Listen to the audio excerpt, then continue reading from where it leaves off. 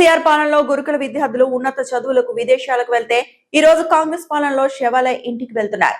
గద్వాల్ జిల్లా ఐజ మండలంలో నిరీక్షణ ప్రసన్న అనే అమ్మాయిలకు చిన్నతనంలోనే బాల్య వివాహాలు చేయాలని వాళ్ళ తల్లిదండ్రులు అనుకున్నారు. తల్లిదండ్రులను ఎదిరించి నిరీక్షణ అనే అమ్మాయి ఢిల్లీ యూనివర్సిటీలో, హర్యానా సెంట్రల్ యూనివర్సిటీలో చదివింది. ప్రసన్న అనే అమ్మాయి ఢిల్లీలో హైదరాబాద్ సెంట్రల్ యూనివర్సిటీలో చదివి ఇప్పుడు అమెరికాకు 5 సంవత్సరాల కోర్సుకు వెళ్ళింది.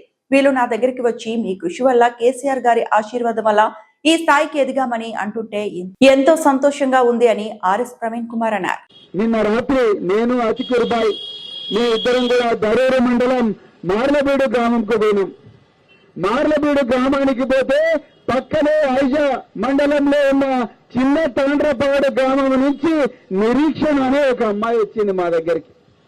సార్, మీరు చేసిన కృషి వల్ల చిన్నతనంలోనే నేను పెళ్లిని తప్పించుకొని, మా తల్లిదండ్రులు పక్కన ఇటుకల బట్టీలో ఎవరో పనిచేస్తున్నారు, ఆయనను పెళ్లి చేసుకో బిడ్డ, అందరి పెళ్లిళ్ళు అయిపోతున్నాయంటే కూడా నేను ఆ పెళ్లిని తప్పించుకొని మీ కృషి వల్ల, కేసీఆర్ గారి ఆశీర్వాదం వల్ల నేను విమానం ఎక్కి, మీ అందరి కృషి వల్ల విమానం ఎక్కి ఎమ్మెల్యేలు, ఎంపీలు, ఆగర్భ శ్రీమంతులు చదివే ఢిల్లీ యూనివర్సిటీలో చదివిన సార్ నేను అని చెప్పింది.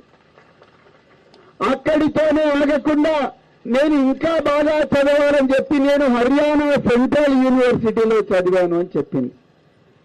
ఆ అమ్మాయితో పాటు ఇంకొక అమ్మాయి ప్రసన్న అని, ఆ అమ్మాయి కూడా పెళ్లిని తప్పించుకొని ఇదే గద్వాలలో చైల్డ్ కేర్ ప్రొడక్షన్ లో ఉండి ఢిల్లీలో చదివి, హైదరాబాద్ సెంట్రల్ యూనివర్సిటీలో చదివి ఇప్పుడు అమెరికాకు 5 సంవత్సరాల కోర్సు కోసం ఒక్క పైసా ఖర్చు చేయకుండా పోతున్నది.